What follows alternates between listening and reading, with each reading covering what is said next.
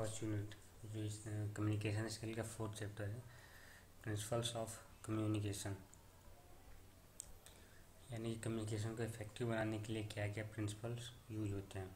जैसे पहला प्रिंसिपल है clarity, message should be communicated clearly, यानी कि आप जो भी मैसेज कन्वे कर रहे हैं, जो भी मैसेज आप ट्रांसफ़र कर रिसीवर को, वो क्लियर होना चाहिए।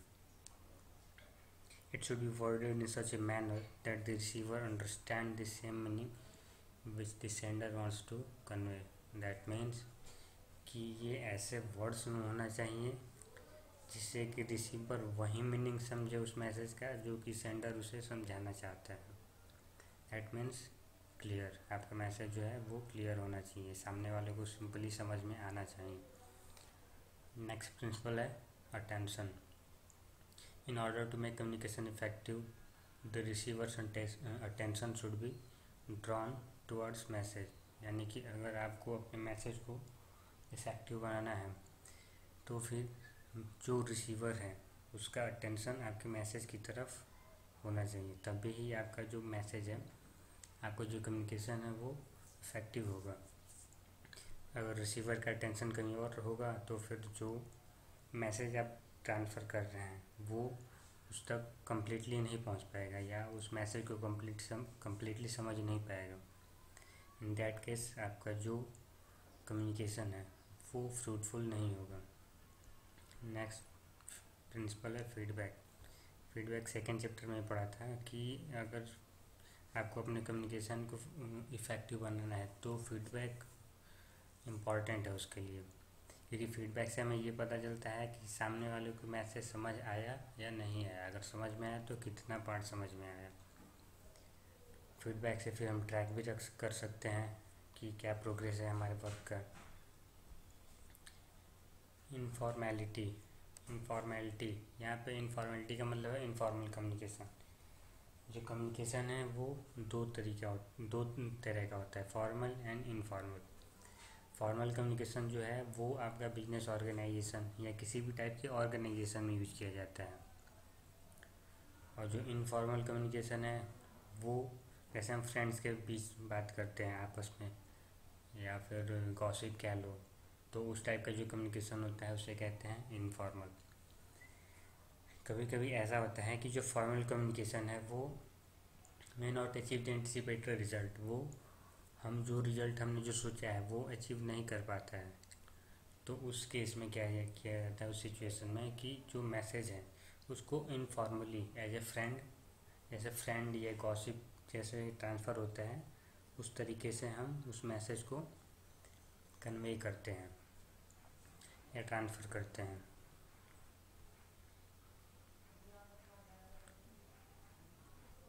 जैसे यहाँ पे आपका एक एग्जांपल भी दिया हुआ है, सीनियर मैनेजमेंट में informally convey certain discussions decisions to the employ for getting their feedback, यानी जो सीनियर मैनेजमेंट में लोग हैं वो कभी कभी फीडबैक लेने के लिए एम्प्लॉय से इनफॉर्मल वे में बातें करते हैं जिससे कि वो एग्जैक्ट फीडबैक ले पाए। अगर आप फॉर्मल तरीके से बात कर रहे हैं या फॉर्मली मैसेज ट्रांसफ़र कर रहे हैं तो आपको एग्जैक्ट फीडबैक नहीं मिलेगा, क्योंकि सबको अपनी जॉब प्यारी होती है। तो इसलिए वैसे में क्या करते हैं कि जो सीनियर मैनेजमेंट में लोग होते हैं वो इनफॉर्मली कम्युनिकेट करते हैं ताकि उन्हें एग्जैक्ट फीडबैक मिल सके। कंसिस्टेंसी यानी कि रेगुलरिटी, आप जो भी कम्युनिकेट कर रहे हैं पॉलिसी या प्लान प्रोग्राम जो भी चीज़ें हैं वो उसमें जो कम्युनिकेशन है वो कंसिस्टेंट होना चाहिए। कंसिस्टेंट का मतलब रेगुलर होना चाहिए, उसमें कोई कॉन्फ्लिक्ट नहीं होगा। अगर कॉन्फ्लिक्ट हो, कॉन्फ्लिक्ट का मतलब पता होना चाहिए आपको, मतभेद। अगर मतभेद होगा, कॉन्फ्लिक्ट होगा तो फिर आपका कम्युनिकेशन फ्रूटफुल नहीं होगा। टाइमलीनेस का मतलब है कि जैसे आप कोई प्लान इम्प्लीमेंट कर रहे हैं अपना ऑर्गेनाइजेशन में या कहीं भी, तो टाइम टू टाइम आपको कम्युनिकेट करना पड़ेगा अपने एम्प्लॉयज़ से, जिससे कि आपको पता चले कि आपका जो प्लान है वो कितना इम्प्लीमेंट हुआ है। ऐसा इसलिए करना पड़ता है क्योंकि जब भी कोई नई पॉलिसी या कोई नया प्लान इम्प्लीमेंट होता है तो कुछ लोग तो उसको एक्सेप्ट करना स्टार्ट कर देते हैं, कुछ लोग उसको रेजिस्ट करते हैं। रेजिस्ट करते हैं मतलब कि उसको अपनाना नहीं चाहते, थोड़ा थोड़ा विरोध करते हैं, तो उस केस में टाइम टाइम पे कम्युनिकेट करते रहना चाहिए, जिससे कि जो प्लान है वो इम्प्लीमेंट हो जाए इजीली। एडिकेसी, एडिकेसी का मतलब है एक्सेप्टेबल या अप्रोप्रिएट। जो मैसेज है आप जो भी मैसेज ट्रांसफ़र कर रहे हैं वो एक्सेप्टेबल और कंप्लीट होना चाहिए इन ऑल एस्पेक्ट्स, हर तरीके से। इनसफिशिएंट इंफॉर्मेशन में delay action and create confusion and also affects efficiency of the receiver. यानी कि जो इनसफिशिएंट मैसेज है, यानी कि जो एक्सेप्टेबल नहीं है या जो सही मैसेज नहीं है, उसे रिसीवर एक्सेप्ट नहीं करना चाहेगा। यहाँ पे लिखा हुआ है डिले एक्शन, जब वो उसे एक्सेप्ट नहीं करना चाहेगा तो फिर वो उसे वेरीफाई करने के लिए फैक्ट्स या फिर रिसर्च वगैरह ढूंढेगा कि आपने जो बताया है वो सही है या नहीं है, तो ऑब्वियसली ये टाइम टेकिंग होगा। और फिर उसके बेस पे, आपके कम्युनिकेशन के बेस पे जो भी एक्शंस होने हैं वो डिले हो जाएगा। कंफ्यूज भी होगा, जो रिसीवर है वो कंफ्यूज होगा, एंड उसकी जो एफिशिएंसी है वर्क करने की, जब वो सेटिस्फाई ही नहीं होगा आपके मैसेज के साथ, आपने जो भी मैसेज ट्रांसफ़र किया है, तो ऑब्वियसली उसकी जो एफिशिएंसी है वर्क करने की वो अफेक्ट होगी, उस पर प्रभाव पड़ेगा। 7 सीज ऑफ इफेक्टिव कम्युनिकेशन इस चैप्टर का सबसे इम्पॉर्टेंट टॉपिक। 7 सीज जो है वो 1952 में दिया था, और ये ओरल और रिटन दोनों टाइप के कम्युनिकेशन में एप्लीकेबल है, दोनों जगह यूज हो सकता है। जो 7 सीज है, यानी कि जो सी से स्टार्ट होने वाले 7 वर्ड्स हैं, जो 7 प्रिंसिपल हैं, उनका एब्रिविएशन होता है। एब्रिविएशन का मतलब शॉर्ट फॉर्म कह सकते हैं आप, उसका फर्स्ट लेटर 7 सीज 7 सीज ये है। इसको थोड़ा बहुत यहाँ पे बताया है मीनिंग हर वर्ड का, और नीचे उसी चीज़ को एक्सप्लेन किया है कम्प्लीटली।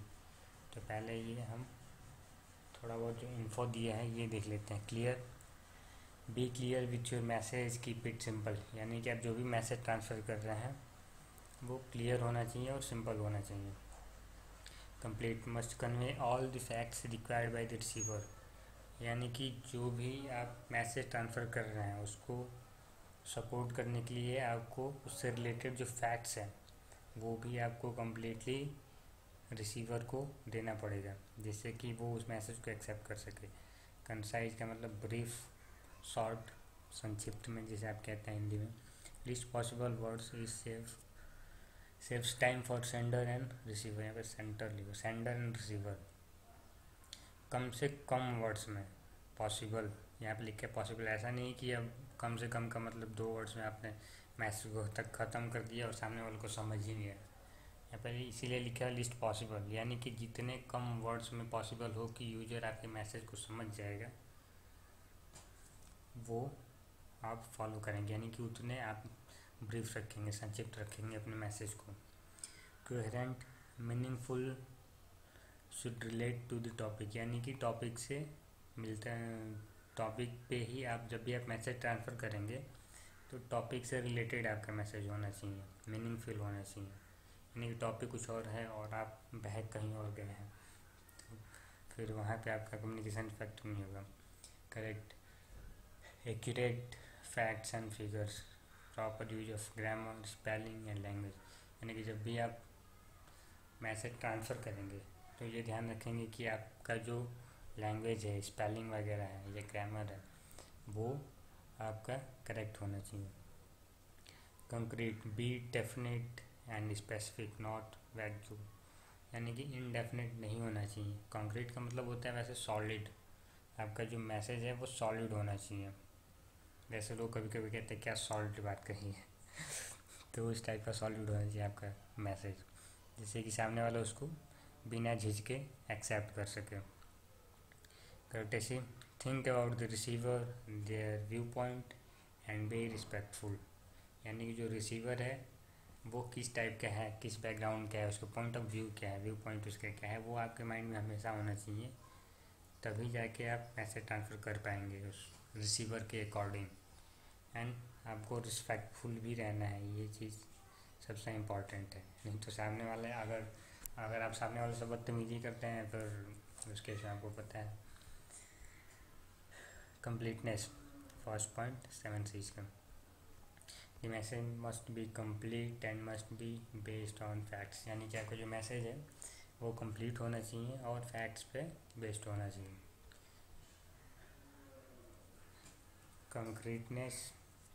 कंक्रीटनेस मैंने बताया था, सॉलिड होना चाहिए। Concrete communication is also about a clear definite specific message. It can be supported by facts and research data and figures to leave nothing for imagination. That means कि आपका जो message है वो सॉलिड होना चाहिए। Solid से मतलब बस सॉलिड से यहाँ पर नहीं है, इसका मतलब ये भी है कि आपका जो मैसेज है वो क्लियर, डेफिनेट और स्पेसिफिक होना चाहिए। आपको कुछ फैक्ट्स भी प्रोवाइड करने पड़ेंगे जिससे कि आप अपनी बातों को सपोर्ट कर पाएँ, या कुछ रिसर्च डेटा आप चाहें तो दे सकते हैं, जिससे कि सामने वाले के पास कुछ भी इमेजिनेशन करने के लिए ना रह जाए, मतलब कि कुछ भी सोचने के लिए ना रह जाए। आपके ट्रांसफ़र करने पे वो मैसेज को कम्प्लीटली समझ जाए।